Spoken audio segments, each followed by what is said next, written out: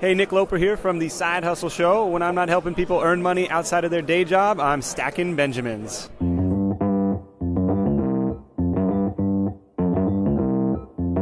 Live from Joe's mom's basement, it's the Stacking Benjamin Show.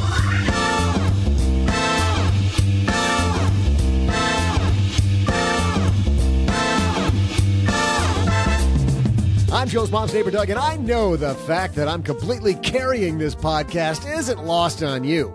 I've given you so many great gems over the years that, you know what, it's time to roll up my sleeves and send this podcast into the future. Well, more on that later, but today, what happens behind the scenes when your company is chosen to pitch on Shark Tank?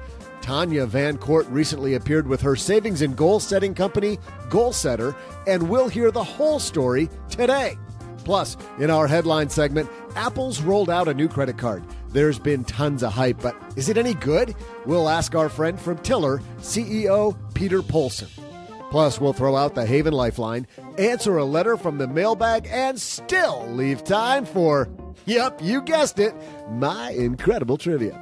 And now, two guys who actually showed up and are ready to bring it. It's Joe and OG.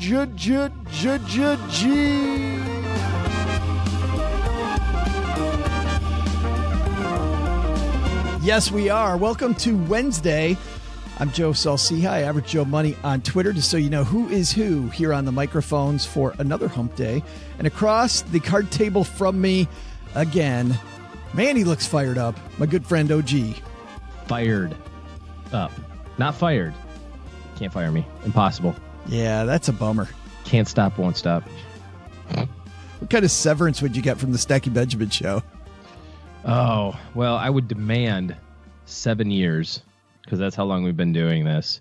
And then you would demand that I actually listen to all 7 years of podcasts. To figure out what we actually did? Right. And then you'd find out that we really are the gateway drug for personal finance. Go, oh, that's what we were doing the whole time. That's what that means. It's interesting because now, after 7 years of working on your money, you can finally start working on your health, OG. It's about time. Because today's show is brought to you by MetPro. Thanks to MetPro for supporting Stacking Benjamins. For a complimentary metabolic profiling assessment and a 30-minute consultation with a MetPro expert, go to metpro.co/SB. That's metpro.co/SB.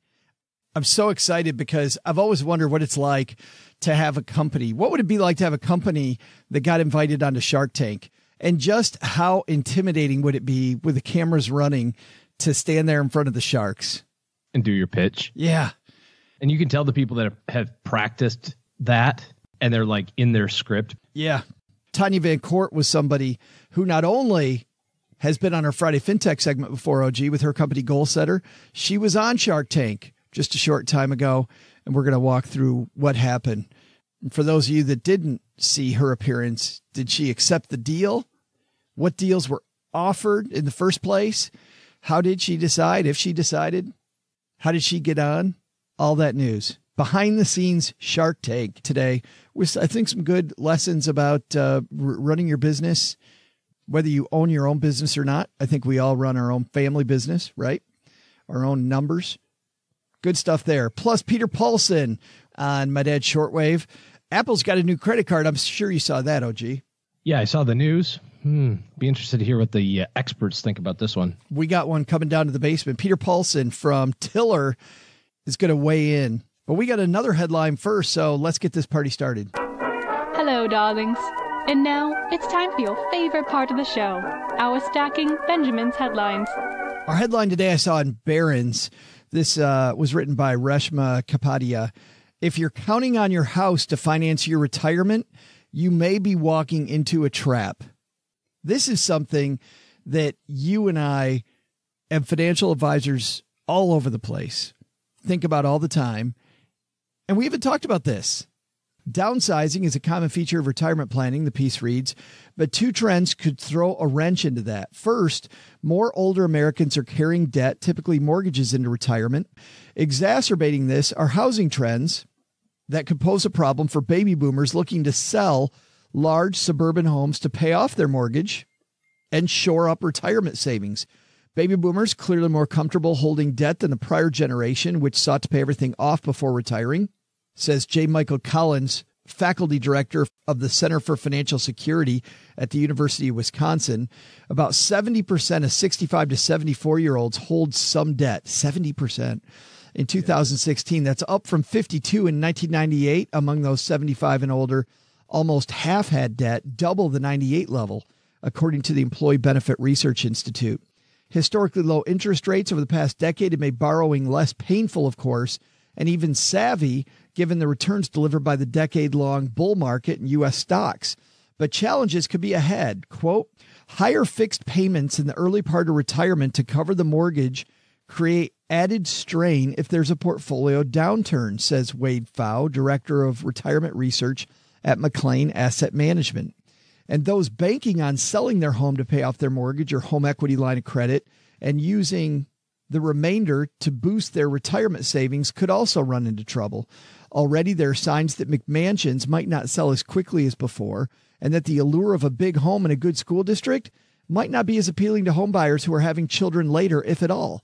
The share of home purchasers with children slid from more than half in 1987 to about a third in 2018, according to research by Arthur Nelson, professor of planning and real estate development at the University of Arizona. Fewer people moving into new houses with kids, OG. Changes in the ways people buy houses and in the neighborhoods they move into. Saving for retirement into your house. I agree. It could be a trap. Yeah, especially if you're counting on the continued growth of your housing value over the next 10 or 15 years. You know, if you're sitting there and you're in a major metroplex right now, a California town, or I live in Dallas and our housing prices are crazy, or the Pacific Northwest comes to mind, and you're saying, oh, well, between when I bought the house and when I was 35 and today I'm 50, it's doubled in value. And between 50 and 65, it should double again, right? You know, I bought the house for $350, now it's worth $700. I should count on this thing being worth $1.4 million. I think there are these really interesting bend points that happen in real estate where the conflux of mortgage rates and demographics and average income and that sort of stuff kind of matter. You know, you can't continually double house prices every 10 or 15 years because income doesn't grow that fast. And if interest rates tick up a little bit, we saw this just recently when interest rates went up to close to 5%, mortgage applications dropped precipitously. You know, last week I saw an article in the Wall Street Journal that interest rates were going back down again, and they were finding 4% 30-year mortgages. Mortgage applications spiked in the last week. So this is really problematic, especially if you're counting on it for like a move or something like that, where you're looking at, oh, well, I have $1 million and I don't care if I owe $300,000 still on the house, because then I'll take my $700,000, I'll go buy my other place. And if that doesn't come to fruition, what are you going to do? Those are all great points. I was actually thinking of even the other side of this, because I think this fairy tale has lasted so long that even in places where houses don't appreciate as quickly, people save into their house. They say, no, the stock market seems risky. I'm going to pay off my mortgage. Fine. Okay. But I think that paying off your mortgage and your house appreciating at all are two totally different things. I look at the last two recessions and, you know, I'm back in Detroit and talking to a friend of mine. He bought his house in 1998 and looking at the appreciation from then to now, really not that good. I mean, housing prices went up, then they went down because the auto industry suffered along with the rest of the economy in the early 2000s. Then, of course, the auto industry really got hit hard in 2007, 2008. While it's rebounded now, you look at housing in this area, and yet I know, OG, there are tons of people here who say my strategy for retirement is to save into my house and then sell it. Well, the flatlining of appreciation is really a big deal. My mother lives in Michigan and lives in the same house that I pretty much grew up in. I moved a lot when I was a kid, but this is kind of definitely the house that I say that I grew up in. She bought it in 1983 for $32,500, 40 years ago almost. Zillow would tell you that she could sell it today for $49,000. Yeah. But I can tell you that 2 blocks away, a very similar house I bought as a rental last year for $39,900. So she's not even going to get that. Yeah. And here's the other problem. You look at a house that you've owned for 40 years and then go, well, at least it's paid off, right? I mean, they don't sell 40-year mortgages. No, but they do sell lots of 30-year mortgages. And you can imagine that the last 30-year mortgage was taken out when the house was worth $70,000. So now you're into the situation in some communities, like Mom, where you kind of owe about maybe what it's worth still, because you took a mortgage out, in early 2000 when allegedly the house was worth $65,000 or $70,000. And now it's worth 50. You owe 50. So now what? You're stuck. And I think the other side of it too, that I think most people kind of don't really appreciate, is what's the one thing that's consistent about house payments? It's not the mortgage, because the mortgage is going to go down. The one thing I can tell you that's going to happen is that your property taxes and your house insurance are going to keep going up. Sure. God forbid you actually have a claim with the house insurance. It's very common, if you do that same math of like appreciation, just regular 3%, inflation adjustments on your taxes, it's very common to find that you get to the end of a 30-year time horizon, you've paid your mortgage off, and now your house payment is gone, but all you have is taxes and insurance. Your taxes and insurance cost more than your original house payment was. Yeah. Which was everything: principal, interest, taxes, and insurance. Yeah. And that's just inflation. Right. And you couple that with the McMansions that now you have, well, I don't need 5 bedrooms. All the kids are gone. So you're paying taxes on a property that is no longer useful. Yeah, it's a nice 5,000 square foot house in the suburbs with a pool. That's fantastic. The taxes are $22,000 a year, right, which you can quote unquote justify when you've got a growing family and 2 incomes and all that sort of stuff. But now you get done and you're retired. You can't sell the house and you still have $25,000 a year in property taxes. That's a big number. Let's talk for a second about what Dr. Pfau says here, that paying a mortgage during retirement adds a strain to your retirement income stream. What is that all about? Well, I think that's kind of what he's talking about, is when those fixed expenses continue to go up and they consume a larger and larger portion of your retirement income. And then the market goes down. There's nowhere to go. Well, right. Because I'm thinking, based on everything you said, then I've got to have a bigger emergency fund to make sure that if the market does go down, I've got to make sure that I've got enough cash flow coming in from other places. I mean, the market goes down, life gets tough there. And in our second headline, this is from CBS News. There's a new credit card out from Apple, and the question in the headline is, can Apple Card really disrupt the credit card market? If you haven't paid any attention, at Apple's big event last Monday, the company entered a whole new business, credit cards. The tech giant's betting that its Apple Card will be a game changer for the credit card industry, this piece says. But most experts say they're underwhelmed, noting mostly Me Too kinds of features. Still, Apple fans are loyal, and the new card does have enough perks that could be tempting. And here's a guy that knows a lot about people and credit cards and Apple and technology. The CEO of Tiller, our good friend Peter Polson, joins us on My Dad's Shortwave. How are you, man? Hey, Joe, it's great to hear you. I'm fantastic today. Thank you. Well, so this Apple thing, you're a fan, right? I am. Now, let me just caveat that. If you're in the business of stacking Benjamins, you should be a little wary if one of the largest companies in the world has just come out with a technology that makes it easier to spend money. So let's just caveat this whole conversation with that, right? Like a few alarm bells should go off. Yeah, but let's start off with the features. There's a 2% cashback thing, but there's some caveats to the cashback. Yeah, so 2% cashback if you're using Apple Pay, which is the touchless pay. It works really well if you have a phone or an Apple Watch, but you have to have one of those devices. If you're one of the nearly 1 billion people in the world with one of those devices, you're in luck. And if you're in a merchant that supports that, you're in luck and you get 2%. Everything else, you get 1%, unless it happens to be a purchase at the Apple Store, which is 3%. And talking to Nick at Magnify Money, he says that if you don't get 2%, you're kind of leaving money on the table. So I'm assuming if you don't have Apple Pay, you're leaving a bunch of money on the table. That's right. And that is a downside. I think for Apple, a big reason they're doing this is it's driving Apple Pay, because you're going to go into merchants and you're going to say, hey, I really want to pay with Apple Pay. Can I do it? Because you want that extra percent. So it's going to help the adoption of Apple Pay. That's Apple's goal, right? But from your perspective, if you're buying on Amazon, they don't support Apple Pay. So you're going to get 1%. Yeah. And what's interesting is I think I saw a number, and I wish I had this number right in front of me, but I believe it's less than 40% of merchants accept Apple Pay. So the numbers, right. So they're trying to drive that number up.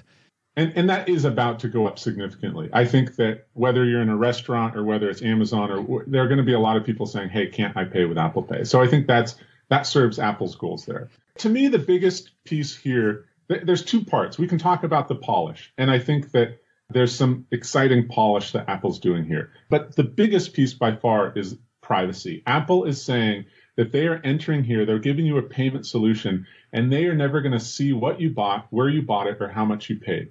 And from Tiller's perspective, I'll tell you, we've bent over backwards never to see our customers' transactions or balances. No one, not me, not support, not dev. There aren't many companies in FinTech that are doing that. And it's so exciting to see Apple coming in and saying, we're building a solution and we don't ever want to see your data. Now, there are a lot of people who put their names on credit cards, Marriott or Uber or Amazon. They're all dying to know what's in your transactions. Marriott wants to know how often you're staying at Hyatt so they can give you the right rewards to increase the share. Uber wants to know how much you're paying in gas or Lyft, which are the alternatives to Uber. And, Amazon, of course, loves to know where else you're spending your money. They're dying to get their hands on your money or your spending patterns so they can use that in their own advertising, marketing, product development. Apple's coming in and saying, we don't even want to see it. We just want to give you a great payment solution. And I applaud that. And I would love to see more companies do that. I think that's a fantastic stance on privacy. I totally agree. Looking at it from the consumer side, though, Peter, I've read several things that have said that, anything that emphasizes privacy hasn't gone over as well as people have hoped, as experts had hoped, because the basic American public goes, yeah, privacy. The Russians already have all my stuff. So what does privacy mean? Are people being a little flippant with that? Should we worry more about privacy than we are? I think that it's something we should all pay attention to. And there are times and places where we are happily willing to share our information because we get something from it. But we should just acknowledge that when we are sharing our information to drive advertising, to drive marketing, to drive other things, that we're sharing something valuable. We should be getting something back. And that's a decision we should make. And to me, it's awesome to have alternatives out there that are really putting privacy first. Tim Cook's gone out and said privacy is a human right. And frankly, that's a message that I don't think a lot of the other big tech companies, to put it lightly, they're on the other side of the fence. So I think it's awesome in the world of finance to have someone big coming out with something that's privacy first. And yeah, you're right. I mean, I think that it all depends. If you have Alexas and Google Homes all throughout your device, and if you're putting everything of all of your life on Facebook, maybe you don't care about privacy, but I do think there's a percentage of people who do. And I think that's shifting terrain right now. Everyone's aware that, gosh, all my data is everywhere. Am I really comfortable with that? Yeah. The piece that I'm afraid of is that looking at how pirates are now using data to create synthetic personalities that look and feel real, and how they're creating a me that's better me than me. Like, I feel like we're just in the data gathering stage of that now. And 5 years from now, we might go, man, maybe I shouldn't have been as cavalier as I was. Yes. Yeah. It's interesting, even just within our team here, we have several members of our team who have changed how they think about social media and have pulled back in the last few months. And that's also a conversation we're having in our family too. I hear, and among friends, I hear more people thinking about that. So again, it's all about having options. Here's an option that puts privacy first. The end of this piece, a gentleman from Wallet Hub says, quote, there are other cards that have better rewards and no annual fee, he said. The Apple card has no annual fee. There's a healthy market there. So from that perspective, there's nothing unique. You think that's true? Okay, so privacy is unique. The other thing is Apple has just put some polish in an Apple kind of way around, it's a beautiful machined titanium card. It looks a heck of a lot better than any of the cards in my wallet. Some people care about that, some don't. You can apply on your phone. It's issued in real time. You get clean descriptions. It's real-time data. Like, honestly, that should be widespread. Every card should look beautiful. Every sign-up experience should be like that, but it's not. So to me, Apple's also raising the bar on some table stakes here that I think are great and are going to help the industry. I like the no numbers on the card. Yeah, there will likely be a lot less fraud on these cards because people are using touchless pay like Apple Pay more. So that's much more secure. And because when you do pass your card to a steward or a waiter or waitress, they're not going to easily see the number. I think it'll be interesting to see the statistics, but I wouldn't be surprised in a year from now if Apple's touting a lower fraud rate on their cards. That's awesome. Than industry. Yeah. Peter Polson from Tiller, thanks a ton for hanging out with us. Joe, it's good to talk to you on Shortwave. Thanks to Peter for stopping by, giving us a lowdown on the new card. OG, you running out and getting the new Apple card? No. Do you use Apple Wallet? Yes, all the time. It's amazing to me that that's faster than the whole like chip thing. It's you go, well, isn't it the same system? It's the same terminal device. I mean, just think about like the processing time. You get in your back pocket, you get out your wallet, you open it up, you take out your credit card. You have to hold it there until the guy goes, okay, now do it. Right. Now you have to do it at the right time.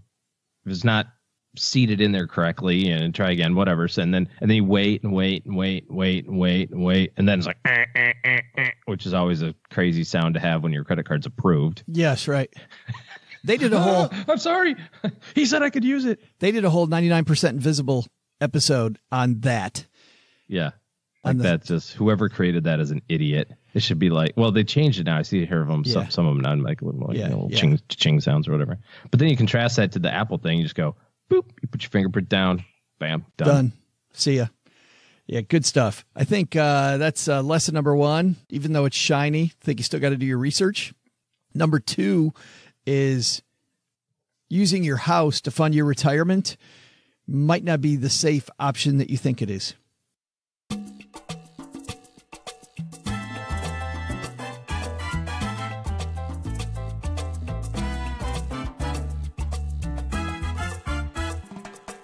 Oh, I'm so excited about today's guest. Tanya VanCourt did something that a lot of us aspire to do. Someday have an idea good enough that we get to go on Shark Tank. She actually just did this a few weeks ago. You can see the spot yourself. But today we got her here in the basement. Tanya, of course, is the founder of Goalsetter. We'll talk a lot about her company, Goalsetter. We'll talk about the Shark Tank experience. But more than anything, we'll find out just how hard her heart was beating when she went out and made her pitch. Tanya VanCourt coming down to the basement. And coming down to the basement, the biggest superstar we know, Tanya VanCourt from Goalsetter. How are you? Hey, I'm good. Thank you. But you're the biggest superstar I know, so I don't know what you're talking about. Knock it off. We know that one of us has been on Shark Tank, and it wasn't me. That would be me. But tell me about this experience. How the heck did you first get hooked up with Shark Tank? Or did you say, you know what, you're watching it one day and you go, I got to apply to be on the show? What happened? Based on what I do every single day, I am all about getting every kid in America to have a savings account.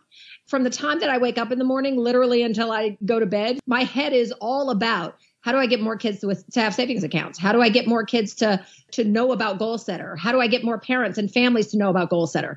And when you're doing that all day, every day, you are naturally gravitating towards what are the biggest megaphones out there. And Shark Tank for families is such a huge megaphone. I mean, you've got parents watching it, but you have parents watching it with their kids, which is what made it so appealing for me. So going on there then, based on what you're saying, were you actually really looking for investment, or were you looking for a platform to talk about Goalsetter more?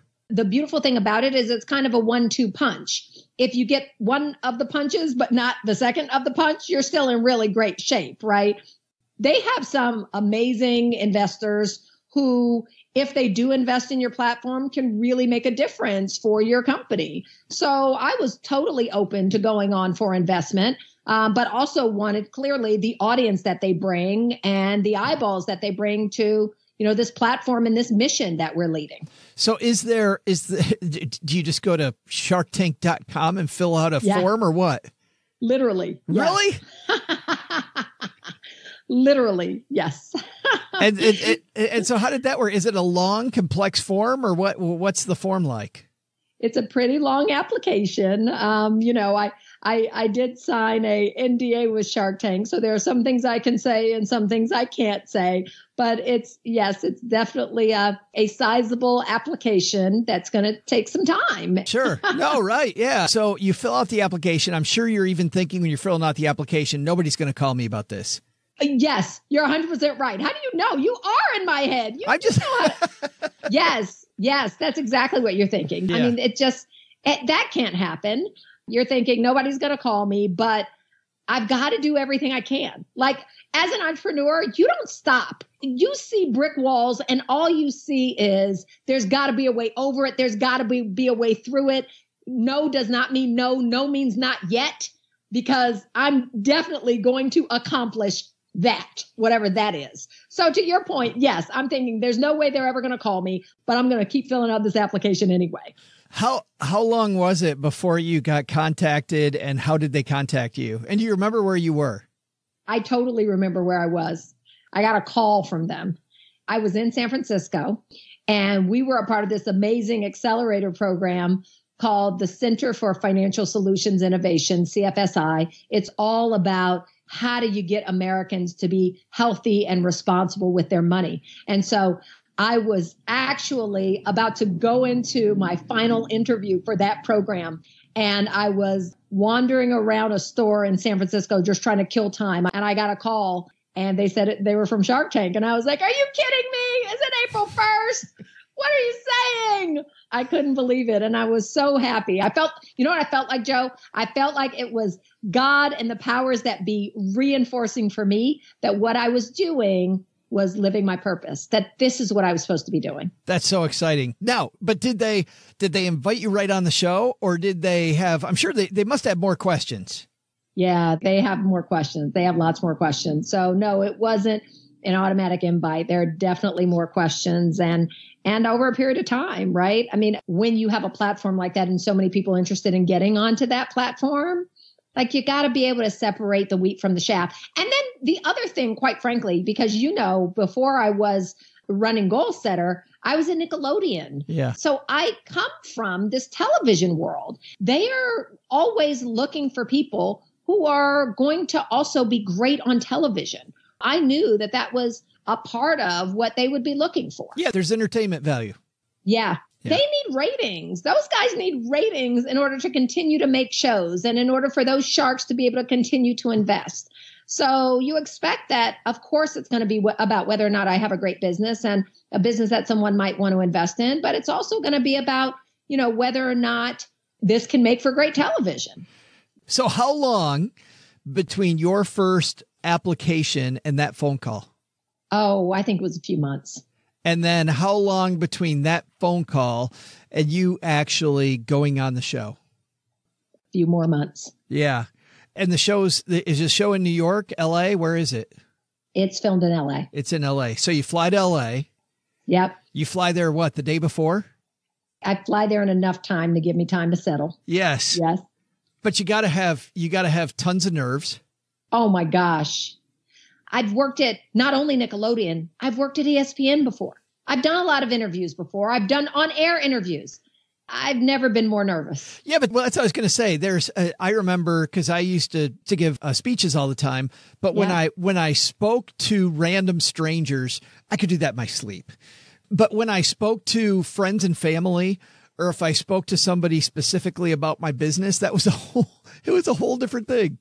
Right. And now imagine that you're going to speak to some random strangers about your business, and they're going to ask you 52 questions in a course of 50 seconds. Sure. Right. Just nerve-wracking. So those are all live. Those questions are all live, and you don't know what they're going to ask you. No. What you see is what you get. Yeah. It's all happening real time, and it's very authentic. The show is very authentic.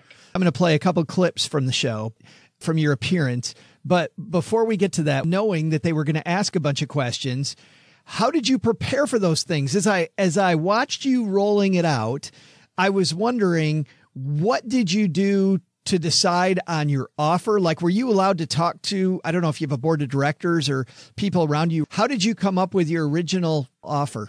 Well, so to your point, again, you sign a non-disclosure agreement because it's important for them. It's important for any reality television show to make sure that they are keeping under wraps what's going to eventually show up on air. So I could not talk to very many people at all. I had a couple of close advisors who I talked to. They were advisors, just as you talked about, on the business side. My ask was essentially based on the last time that we had raised funding, what our valuation as a company was, and how much money I thought was a reasonable amount of money to ask for from one of the sharks and get them invested in a way that was meaningful, right? Yeah. I didn't want to give away 0.5% of my company and have them invested in some way that, wasn't meaningful enough for them to want to get engaged around my company with. I also didn't want to give away 50% of my company. So you look for a number in there that says, based on our valuation, what percentage of the company do I reasonably think that I can give away to get them interested, but not to give away the whole enchilada? Yeah, because you're also thinking with any of these sharks, it isn't just the investment capital. It's obviously what they bring to the table. It's their expertise. Yeah, that's completely right. And, that's why when you see some of these episodes and you say, wow, Lori Grenier is investing in that company and she's going to have them all over QVC. Right. You see the tremendous value that Lori is going to bring to that company, and she's absolutely going to help the market valuation and the market cap of that company, right? Lori Grenier probably wouldn't be such a great investor for Goalsetter because we're a FinTech app. Yeah. And so, when you talk about do they know the space and what kind of expertise and connections can they bring to the space, they're choosing carefully, but you are too. But don't give away who did and who didn't. I won't. Let's listen to the beginning. This is amazing. It was so fun watching this. I'm like, I know her. This is you were the third person to talk to the sharks. Did you know at all what happened with the first two? Are these actually in the order they came on? No idea. No idea who went before me. No idea who went after me. No idea. You weren't in a green room with anybody else? Nope, just me. Just by yourself. Boy, that could have been nerve-wracking at all. Let's listen to Tanya.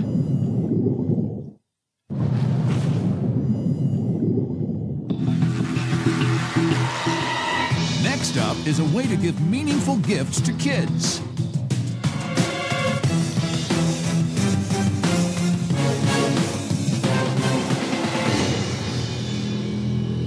Hi, Sharks. I'm Tanya VanCourt, and I'm from Brooklyn, New York. I'm the CEO and founder of Goalsetter. I'm going to stop right there for just a second. These doors open. Have you seen any of the sharks ahead of time? I went in to just know where my mark was, and so I saw them when I went in to know where my mark was, but that was it. Okay. Were you allowed to say hi or anything? Nothing? Nope. No. Nothing. So you're walking out. So generally, you've got these chairs facing you. Everybody's got a pad of paper. And you walk out there. Tell me what's going through your head. Please don't forget your lines. Please don't forget your lines. Please don't forget your lines. On that. Let's continue. By the way, you can go to abc.go.com and put in Shark Tank, and you can watch Tanya's appearance. But here we go. And I'm here today seeking $200,000 in exchange for a 4% equity stake in my company. Okay, you said $200,000, 4%. We hear Lori go, wow. We see Mark Cuban's eyes kind of go up. We see Damon John's writing it down. Are you seeing this? Are you feeling any of the feedback when you said the number? I absolutely am seeing it, and I'm feeling the feedback. So you asked me before how I prepared. Well, one of the ways that I prepared was I watched episode after episode after episode of Shark Tank. And so I had, of course, been a fan of Shark Tank before, but watched it for entertainment value. This time, I watched it as if it was like a medical board exam. Right. It's your grad school stuff. Exactly. Like I needed it for my thesis to graduate from Stanford. So, it's an entirely different ball game. So I had watched many people walk out and give their offer and seen the responses and the reactions from the sharks. And so I knew I was going to have to be able to defend that number. So a good part of what I practiced in my head was, how am I defending my valuation? How am I defending this number? did you take there, because Lori says, wow, Damon starts writing it down. Mark kind of puts his head back. Did you see that as good or bad? I saw it as surprised. And so part of my mental preparation that I did before I went in, Joe, was to not let anything daunt me. It goes back to that, like there's a wall, I'm going to run through it. So, what I told myself was, it's not over until it's over. So if anyone comes back with anything that's negative, either try to take whatever they've said and turn it to positive, or provide them more information or find a way around it. But, them rolling eyes and tossing their head back, that wasn't a no. Yeah. That was, they digested information, and however they digested it. And I still had a good amount of time to help them understand why that was going to be a great investment for them. Because I didn't take it either way either. I didn't know if it was good or if it was bad. I'll tell you what I thought. I thought 4%. In the huge scheme of things, you're not asking for a ton of money when you look at what these people are talking about, but only 4% of the company, and you're getting all of this feedback from these big names. I'm like, okay, she's kind of going low. Let's see. Well, you know what, Joe, you got to understand that you're only walking in and thinking these are really big names if you haven't been around any rock stars or superstars before. Yeah, and so, with my company, some of the people on our advisory board are people like Carla Harris, who's a vice chair of Morgan Stanley. And Carla is a rock star. Yeah. So it would not be prudent for me as the CEO of a company to let people in and give them more of my company than other people could get, right? Who deliver the same kind of value. Gotcha. Let's listen to just a little bit more. And this is cool for people. Tanya's been on before talking about Goalsetter, and we'll link to that in our show notes page, but she's going to tell you again right here what Goalsetter is all about. Anyone with kids can tell you our children get too much stuff. From birthdays to holidays, your houses are taken over by toys and gifts that your kids play with just once, if you're lucky. By the time they're 12, the average American child has received almost $7,000 worth of junk. Gift giving for kids needs a redesign. And that's exactly what Goalsetter is all about. Rather than give kids more stuff they don't need, we provide a platform that lets family members and friends give kids money to save for goals that they really care about. With Goalsetter, there's no more giving gift cards that say, I can't wait to see what you buy next.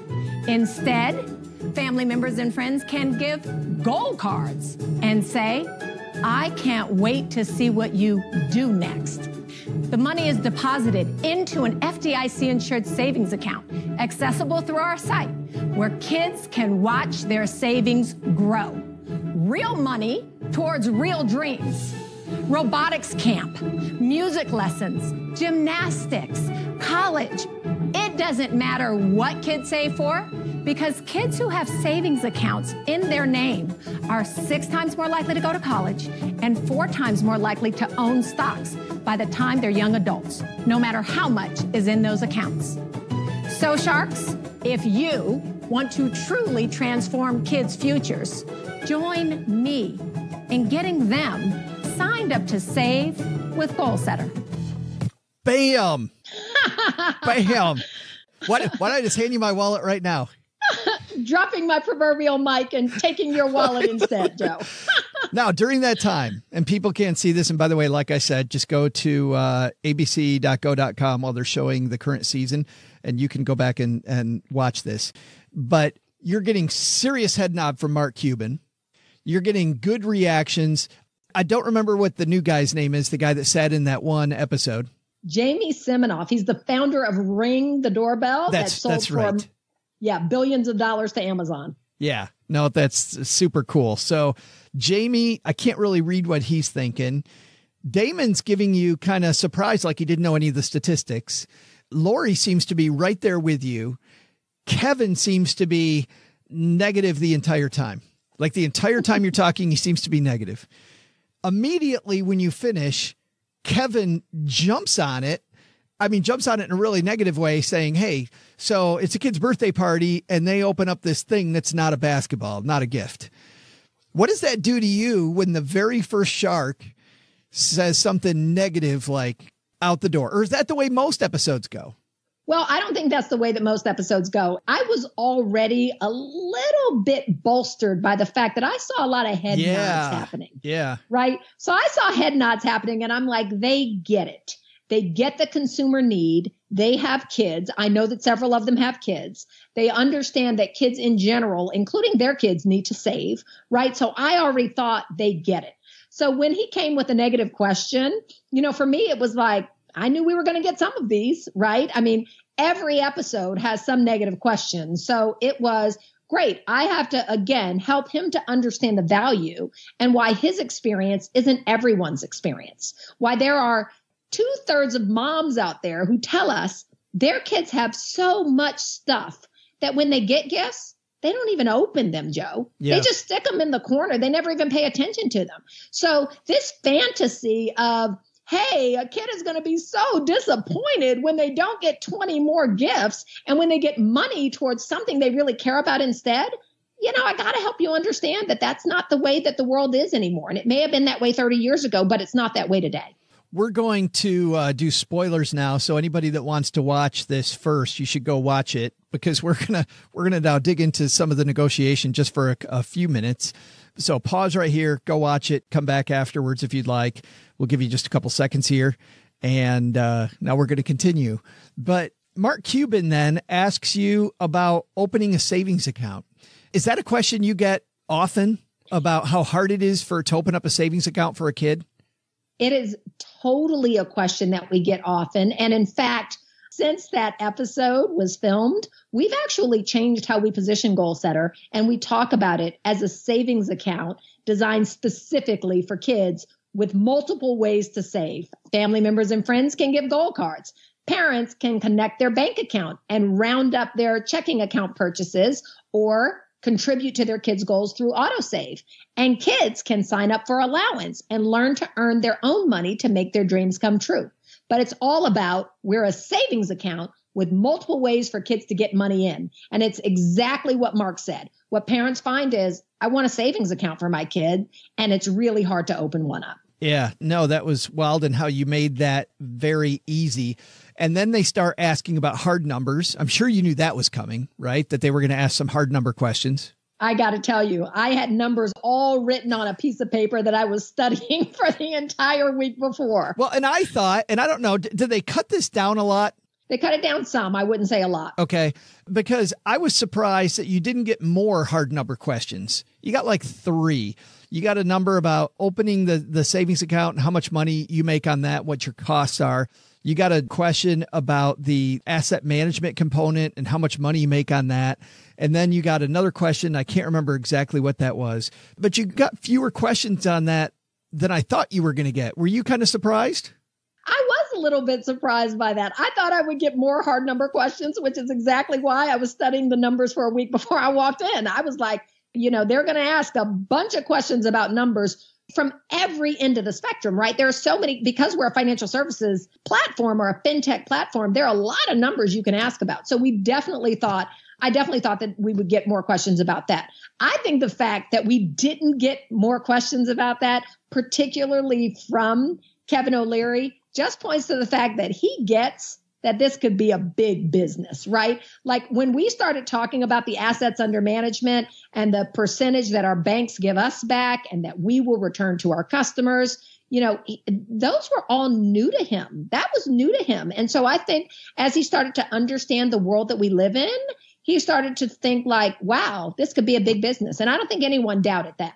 I don't remember. And I'm actually, for those of you listening, I'm not trying to avoid this other brand that he talked about, but he talked about, he was on either on a board or affiliated with another brand that's helping kids save. I'm sure you've heard of this brand that he was talking about. It's really funny that you said that because I had not heard of the brand before going on to Shark Tank. It's a nonprofit that he started. Gotcha. So it's his own nonprofit, right? Yeah. And I'm not trying to avoid it. I just don't remember from that episode. I didn't make a note. Yeah, I don't remember it either, and I should remember it, and I apologize that I don't remember it. I think we were talking about apples and oranges. I mean, with Goalsetter, my background is not finance. My background is not nonprofits, the two places that he's talking about adding value. My background is that I come from Nickelodeon, which is all about how do you engage and excite kids about learning? Yeah. I come from Discovery Education, which is all about multimodal learning for kids mapped to national standards. That didn't get emphasized enough. I don't feel like that really ever came out, and I don't think the Sharks got to hear that. You're 100% right. It didn't get emphasized enough because my background, quite frankly, Joe, makes all the difference in terms of my product and how we think about kids and how we've developed things like we have these awesome quizzes now that are rooted in hip hop artists, recording personalities, television influencers that give kids questions that they can relate to, but map back to financial literacy standards. So they're learning while they're playing the quiz. Well, stop foreshadowing. By the way, you got to stop foreshadowing because we're getting to that. But let's listen to a little bit more because this happened very, very fast then. I like what you're doing. I think it makes sense in a lot of ways. I think you're on your way to getting there, but I don't think you're there yet. And so for that reason, I'm out. No.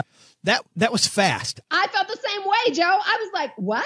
Wait, you're out? I thought you would be in. Why would you be out? Yeah, she went from serious head nod to I'm done. I mean, it's literally like you're walking down the aisle and like this man has told you he is completely in love with you. And you get to the end of the aisle and he turns to you and says, I'm out. I was amazed. Like, what? I was amazed. And that was followed right here. Oh. So Tanya, I love what you're doing. The problem is it's so outside of what I do in terms of physical product. I'm sorry, I'm out. Jamie, are you sure? I don't know that I expected that, but when he explained why he was out, I got it. And he was just like, listen, I'm not going to waste your time, not going to have you explain it to me because it's so far out of my field of vision. I had a lot of respect for that. I had a tremendous amount of respect for that, but I liked him so much as a human being that I just wanted to be around him. I wanted him to I wanted to do conference calls with him every week and just chat about what we were up to. Well, I'm sure you guys are going to be on a first name basis now that you've been on the show, That's right. I'm sending him an email as we speak. Yeah. So let's continue. Maybe Amazon can sign up to give all of its employees Jamie, as an employee benefit, right? I'm writing a note right now. Thank you. Jeff. Right. Well, here's what I think about it. Minka, my daughter, she's 2.5. She doesn't give anybody a hug unless they have a gift with them. And for her to open an email, she probably just would be like, what is this? I love the fact you're teaching financial intelligence, but I just don't think this one's for me. I'm out. Okay. Well, He thought the fact that his daughter not getting a gift would be negative, and he's out.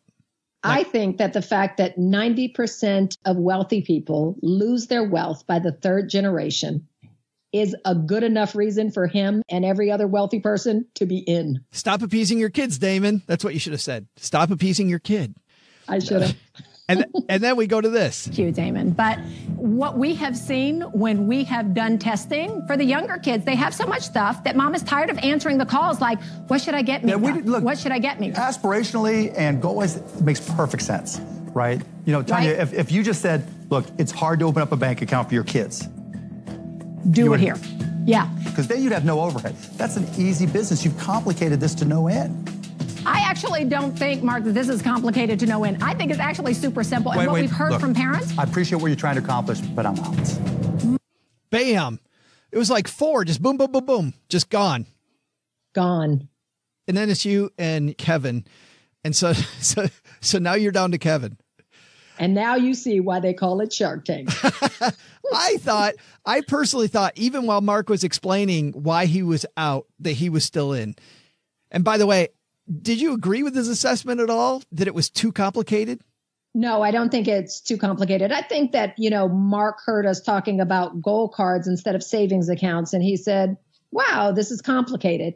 I think the truth of the matter is a little tweak in positioning, makes it really, really simple. So my goal right now is we're going to get Mark Cuban in as an investor at some point in the future. You just wait and see, Joe. Well, I love what he said afterwards, by the way. He's like, I loved her.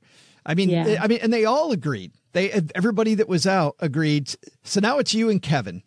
And so Kevin immediately makes a counter, and he says he's going to make it aggressive because he says that he understands the space better than anybody.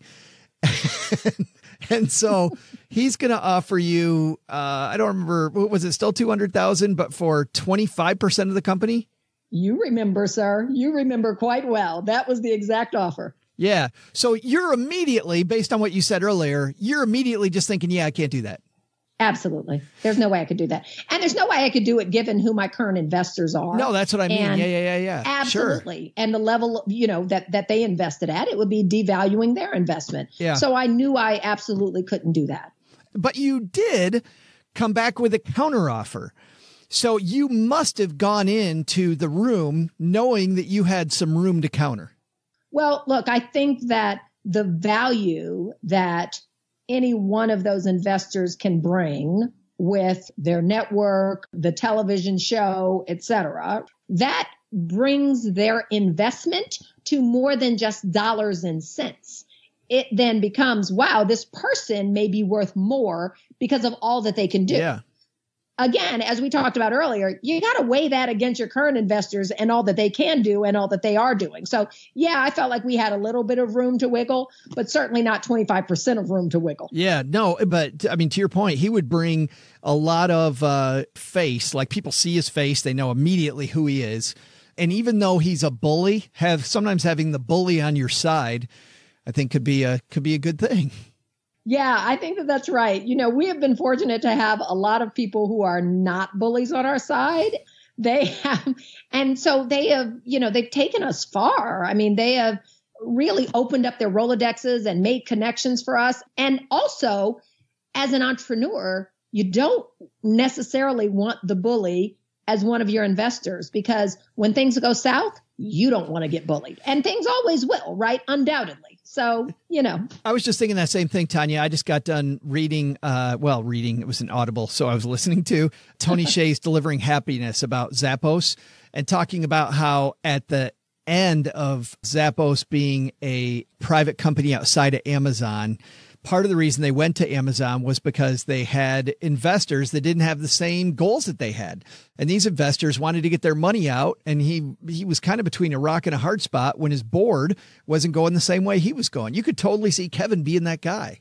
Yeah, it's really tricky whenever you take on any kind of investor. You have to manage the balancing act and the dance between how much value are they going to bring and how much potential damage could they bring if we're not on the same page. And so I think that's why any deal is hard to do, particularly if it's coming out of a reality TV show kind of segment, because you don't know that person very well and you haven't developed a long-term relationship with them.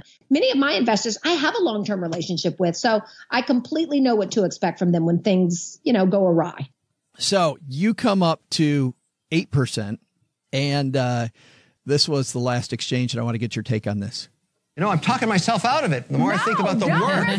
We're 3 months away from interface and compliance with the Mars platform. No, you're We're not. going to do a deal, And Kevin. Tanya, remember, he's never been wrong before. Yeah, that's true. I'm just too valuable for this. It's it. I have Tanya, to work on it. You can take my seat when you make it. Just show him. All right, Kevin. I'm sorry, but you're out. Well said, Tanya. Thank you, Tanya. Thank you. Good luck. Thank you. Mark Cuban, the first one to say, awesome.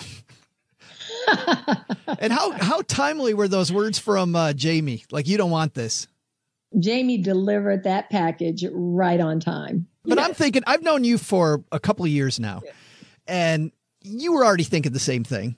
I was already thinking the same thing. But, when you're in the tank, and I'm a sole founder, I don't have anyone there standing shoulder to shoulder. You don't have a lifeline of a phone that you can pick up and go, hey, am I making the right decision? Right. And so Jamie became, that little angel on my left shoulder who I needed to hear from to say, you're making the right decision. You hold your head up high and you keep it moving because you're going big places with or without Mr. O'Leary. That's what I needed. I just needed that extra little jolt of confidence. I knew what I was doing was the right thing to do by my investors.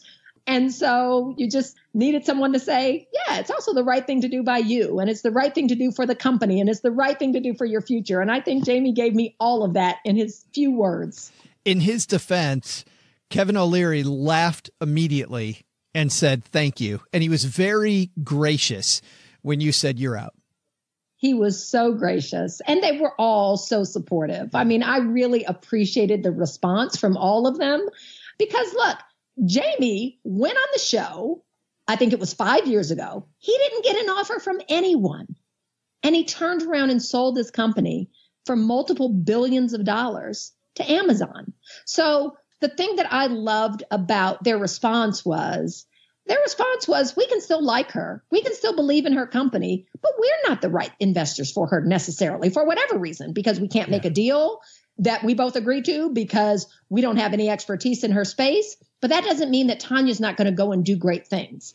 And that was a real compliment to me. That felt really good to me. Well, and that's what I like too. Like in retrospect, at first, when most of the sharks went down immediately, I was like, whoa. And then I thought, well, how much could they really have helped her, and how great, I think a big problem in life is many of us see these shiny objects that have nothing to do with our calling, and we get distracted. These people are very successful, I think, partly because they don't get distracted.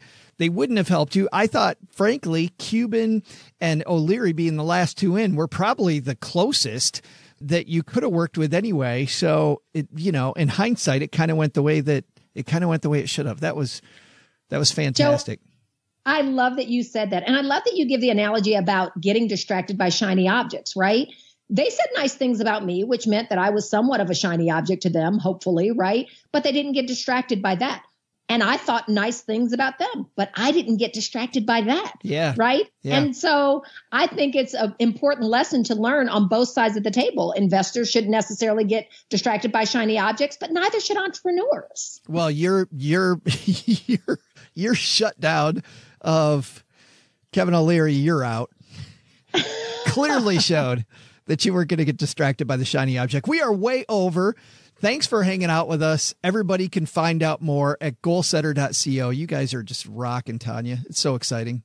Joe, thank you. I love being in the basement. I love hanging out with you. Thank you so much for all of the support always. Well, thank you for sharing this with us. It was so fun, and congratulations on knocking an investor. That's awesome. It's the first time I've gotten congratulated on that, but I'll take it, Joe.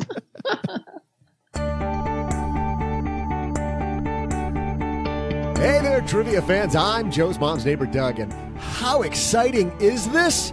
Dude, you don't even know. You don't even know. Make sure you're sitting down as I introduce you to Doug Vision 360. Imagine this. I've done so many of these episodes, 735 to be exact, but that Joe's mom has a treasure trove of Dougisms packed away in a vault. All we got to do is whip them out, throw them into this gizmo I created right here. We'll place that right next to the mic, and now it'll perform all of my Stacking Benjamins appearances. Check this out. Hey there, trivia fans. I'm Joe's mom's neighbor, Doug. Hear that? That wasn't even me. That was me in 2016. While that speech I can recreate electronically, let's make your trivia question today one speech that was for the ages. Martin Luther King Jr. made his famous mountaintop speech on today's date in what year? I'll be back with the answer, plus how I'm going to revolutionize all of your favorite podcasts later in the show. We talked Monday about the time box. If you missed that episode, you've got two choices when it comes to your time. You can keep expanding the amount of time that you work, or you can become more productive during that time. And obviously, at some point, the time box can't expand anymore. And to be more productive, you have to be healthy. You have to be able to focus and concentrate on whatever it is you're trying to do. And not only will health and wellness help you get there, it's also the same for health and wellness. It's not fundamentally about what you eat or how to train, although those are very important pieces. What MetPro focuses on is time management, working smarter, establishing a game plan specific to your goals and your lifestyle needs. MetPro has a unique and important point of view on what true net worth actually means. Their experience helping CEOs, industry leaders, celebrities meet unique challenges gives them a remarkable insight on anyone who wants to see a greater return on investment in their life. Here's what we like about what MetPro does and why OG is going through the program right now. MetPro actually uses science, uses data, technology, and techniques that they've developed from that data to help thousands of executives and business leaders learn how to optimally manage their health and achieve their associated performance goals, even though they sometimes have extensive travel, they have demanding schedules, they need to focus on a lot of different things. So because of that, they need a comprehensive strategy based on data that's going to work quickly. It's like the rest of your life. You don't want to spend your life spending time thinking just about health and wellness. You want to use that to do the things that you really want to accomplish with your day, with your week, with your life. MetPro gives you a wealth of knowledge about your metabolism and what methods will work best for your individual health goals. And because your metabolism is constantly changing and adapting to your environment, without identifying a starting point, it's hard to determine the right strategy. So they start off with this metabolic profiling, and that's a process that lets MetPro get a baseline to see exactly how your body's responding against a very specific set of variables. Once again, very scientific, and you're not doing this alone. MetPro's experts are trained to take those results and translate them for you into simple, actionable steps, and then they guide you along the path. So here's how you get started. For a complimentary metabolic profiling yourself, a metabolic profiling assessment, and a 30-minute consultation with a MetPro expert, head to metpro.co. That's metpro.co, not com, metpro.co.sb, and you'll begin your journey to better health and wellness with MetPro. When it comes to yogurt, it's like tax evasion. No one does it better than the Greeks. That's why at Aristophanes Yogurts, we only employ Greeks or people who look Greek to bring you that smooth Greek taste every time. Aristophanes Yogurts. Keep it Greek.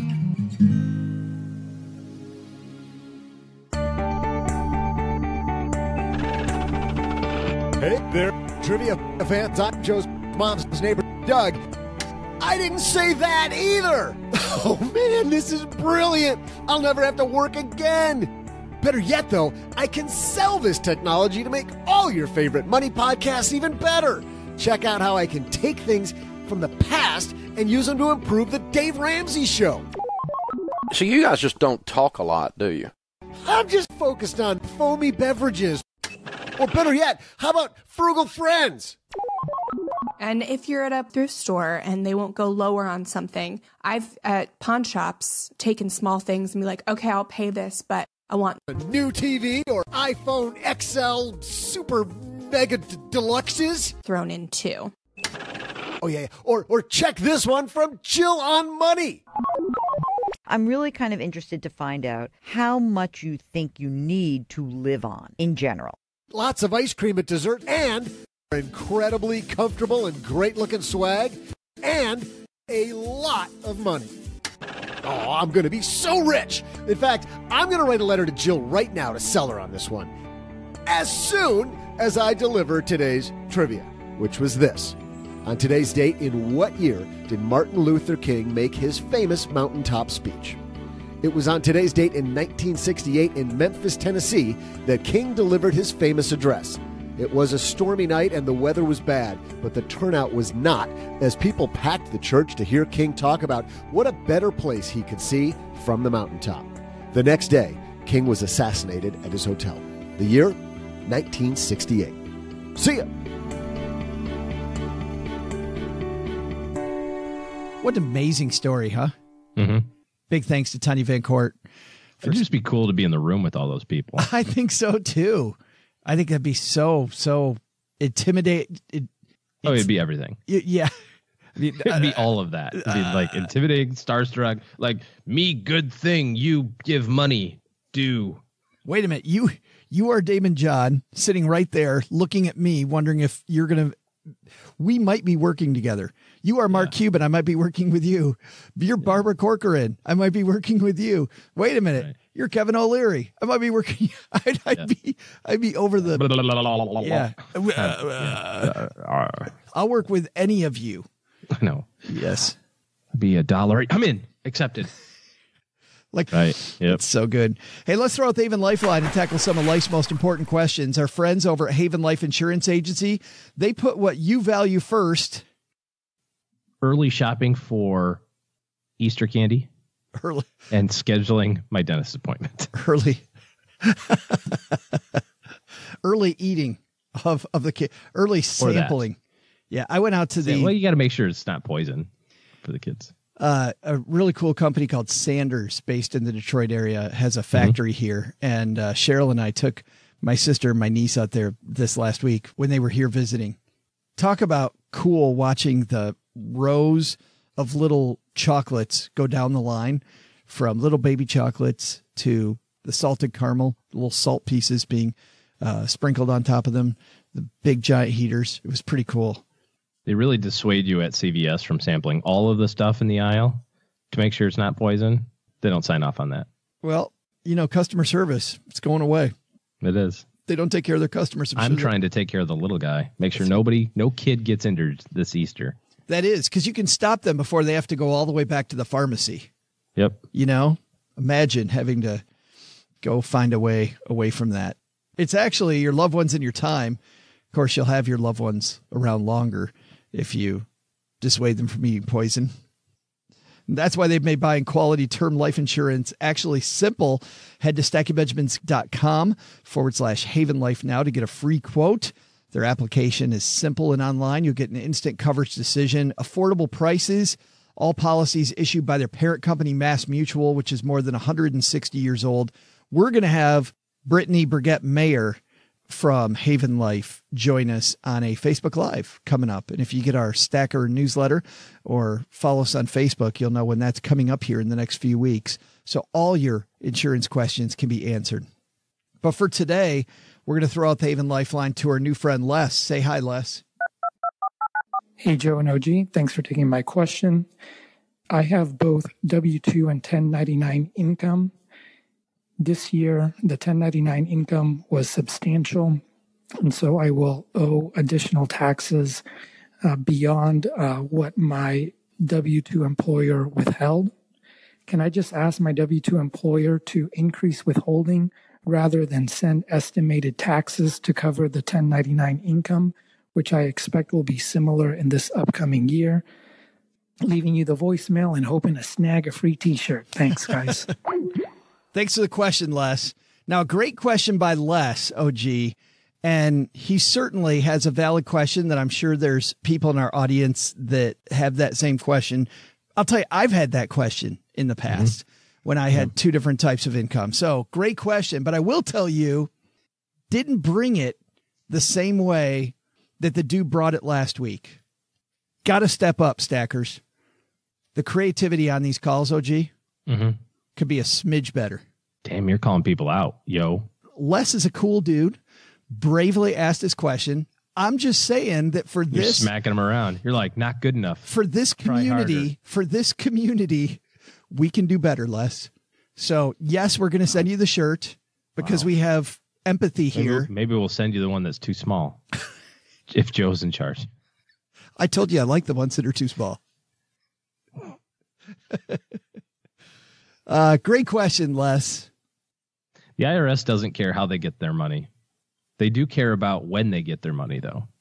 If you want to have your employer increase your W-2 withholdings to account for the fact that you have some 1099 earnings and make it so you don't have to do quarterlies, perfectly fine.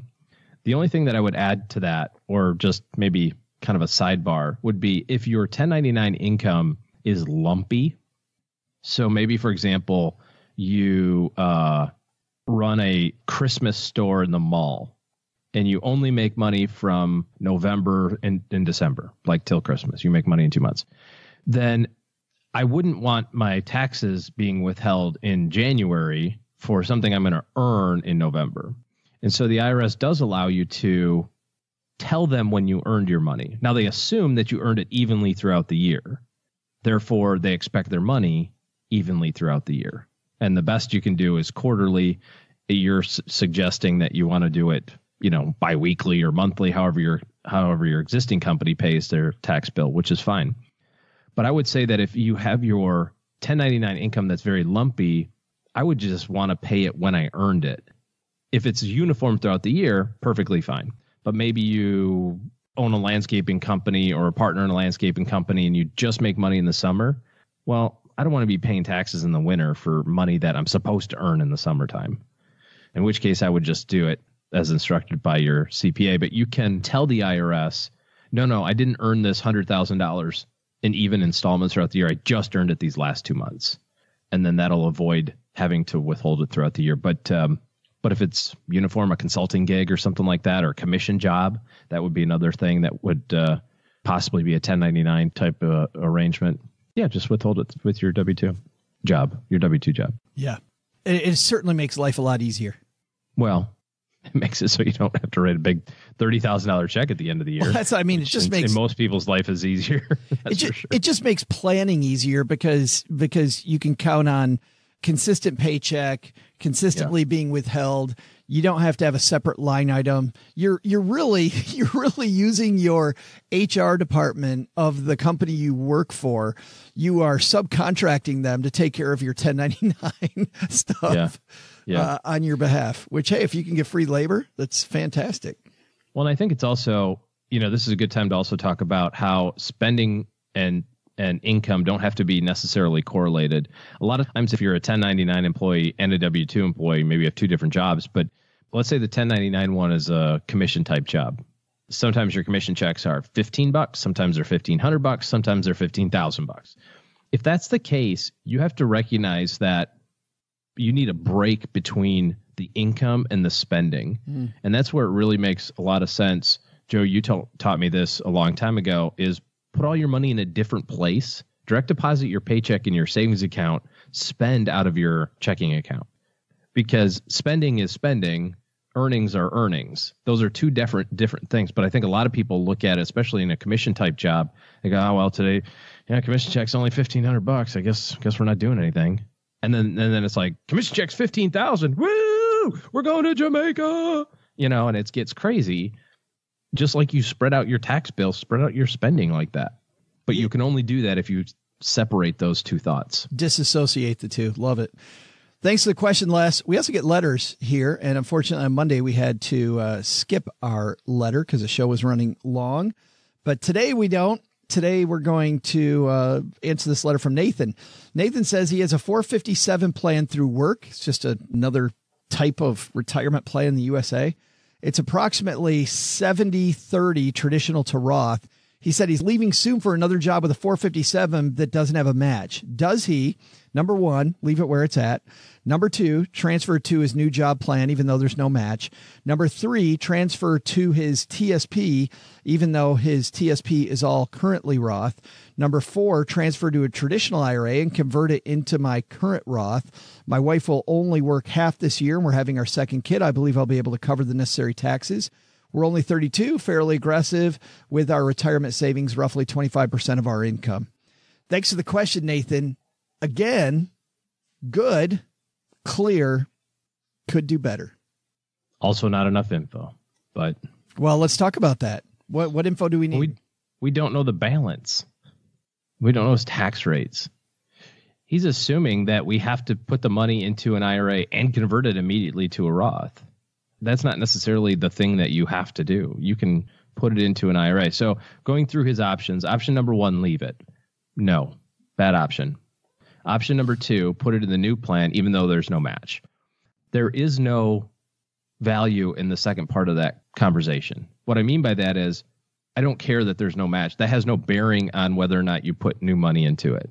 It's a tax-deferred plan, so it will accept your rollover contributions. You mean it doesn't matter about rollover money because rollover money and match are two different things.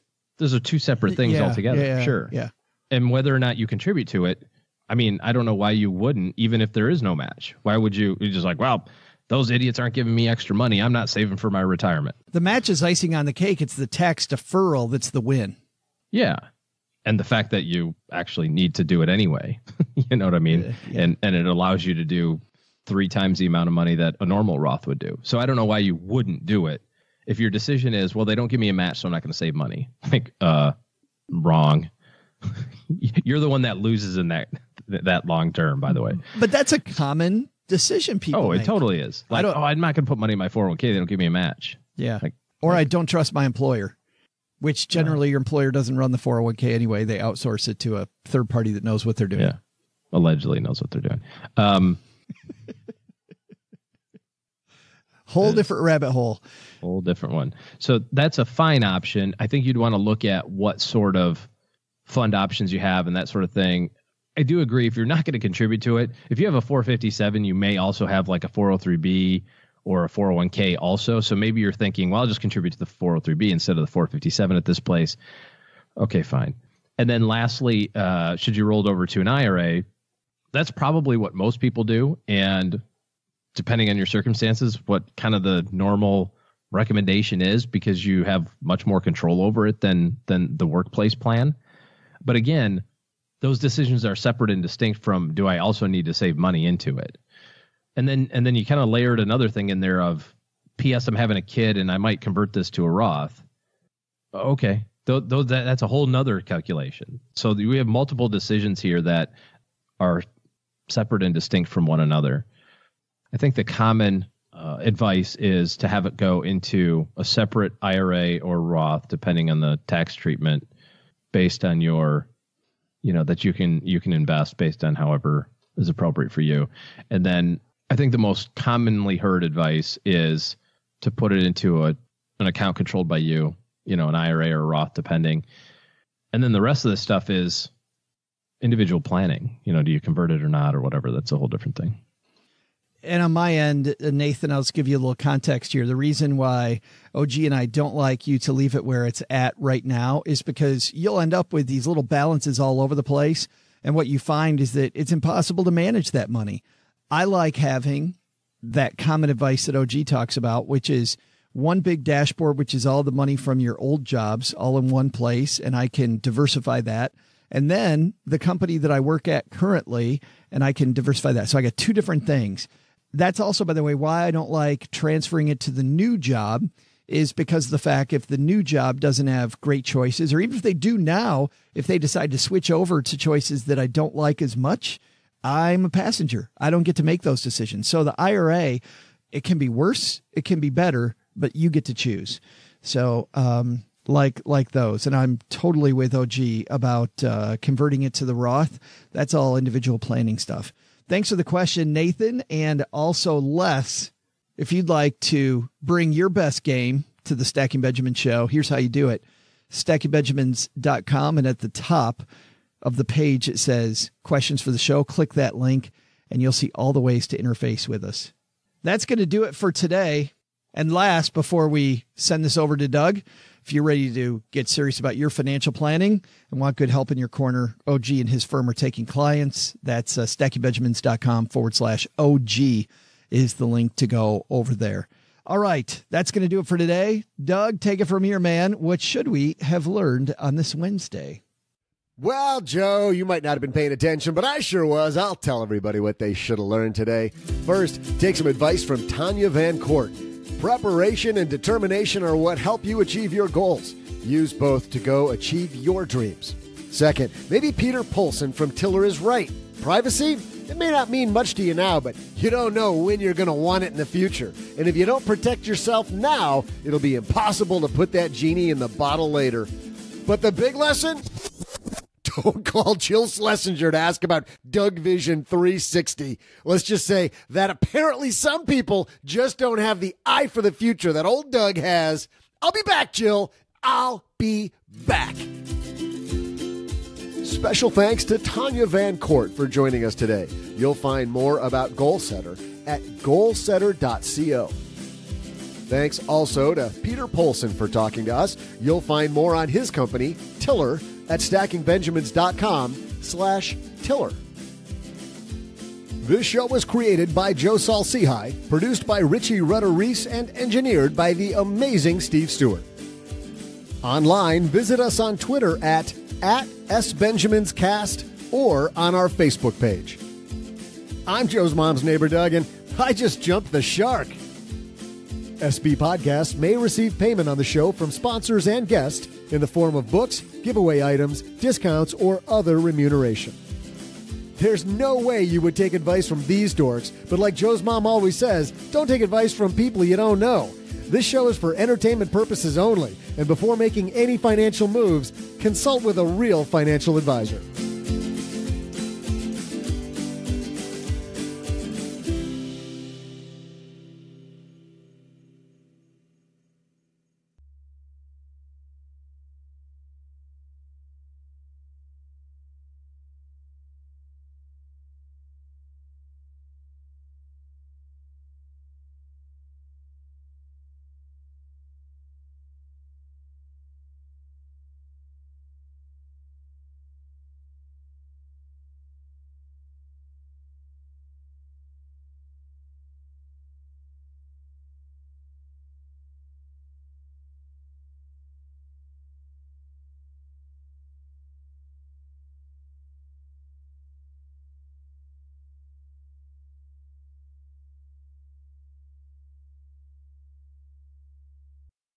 Welcome to the after show, the part of the show that doesn't exist. I say a big thanks to Benjamin Partridge, who is the mastermind behind a podcast that I like. I wrote to him and said, hey, can we use your yogurt commercial as part of our show? And if you heard the Aristophanes yogurt, it's like tax evasion, OG. Nobody does it better than the Greeks. People talk about having coffee in their mouth and hearing something. And Cheryl and I were driving down the road. We just gotten a Starbucks, and man, was that difficult not spitting my coffee all over the car. I didn't see that coming. So this is part of a podcast called the Beef and Dairy Network podcast. My current favorite podcast. My long-term favorite, Betty in the Sky with a Suitcase, still my favorite podcast. But the Beef and Dairy Network podcast, no winks, no nods, straightforward discussions about the Beef and Dairy Network and about beef and dairy. You should begin listening at episode 1. Don't go to the middle. I told mom's neighbor Doug to listen to this a couple weeks ago. He's like, I listened to episode 36 and it seemed like some inside jokes and I'm like, I told you to listen to episode 1. Start from the beginning and they build on top of each other. I am, though, going to give you a little hint. Now that you know that it's comedy, listen to the beginning of episode 3 here, because there is some very funny comedy right at the beginning of this episode. The Beef and Dairy Network podcast is sponsored by GrazeX, the latest grass replacement pellet from Mitchell's. If it's not Mitchell's, get back in the truck. GrazeX is available as either an easily digested pellet or as water-soluble granules, which in cases of full mouth collapse can be administered rectally. For a limited time only, look out for a golden ticket in promotional sacks to win a chance to visit our Kentucky pellet mill.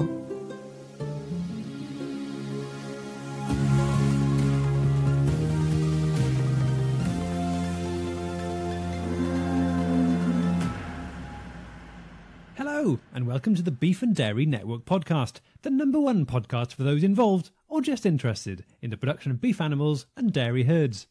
The Beef and Dairy Network podcast is the podcast companion to the Beef and Dairy Network website and printed magazine, brought to you by GrazeX. As mentioned in the advert, be sure to look out for your golden ticket for your chance to win a visit to the Mitchell's Pellet Mill in Turkey Hills, Kentucky. Last week, Mitchell's treated all the staff here at the network to a trip to Kentucky and a tour of the mill, and I have to say, it was an absolute treat. Not only did we get a valuable insight into how their market-leading grass replacement pellets are developed, we also got to see their various pellet presses, stoves, and famous heritage barns. Also, there is a fascinating museum on site with a number of evocative audio-visual slideshows. Also, and I'll say this because I promised I would, a big beef and dairy shout out to the diminutive race of pygmies they employ to operate their machinery. On the show today... And he goes on, the diminutive race of pygmies they employ who operate the machinery. All of it done, no wink, no nod, straightforward. By the way, but you start to see it over time, OG. Number one, Cheryl's favorite is that theme with the cow mooing at the end of it. Mm-hmm.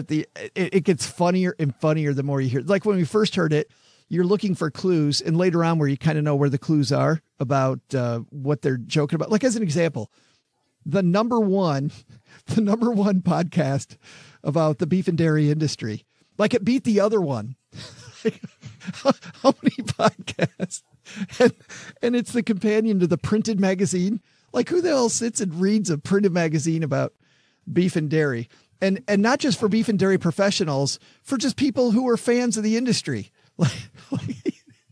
It is well done. It is very dry. You're not going to laugh out loud a lot, but you will find yourself throughout the days and the weeks after you listen to episodes repeating, or repeating the stuff. Like there's a line from one of the podcasts about hot beef sausages. And Cheryl and I walked around all day long about what we were going to have for lunch. We were just going to have some delicious. No, it wasn't hot beef. It was rich beef sausages. We're going to have rich beef sausages. Very funny podcast. So big thanks to Mr. Partridge, to Benjamin Partridge, comedian, for allowing us to use that Aristophanes yogurt commercial. And go listen to Beef and Dairy Network podcast. 10 minutes an episode, by the way. It's okay, really quick. Oh yeah, not a huge investment of time.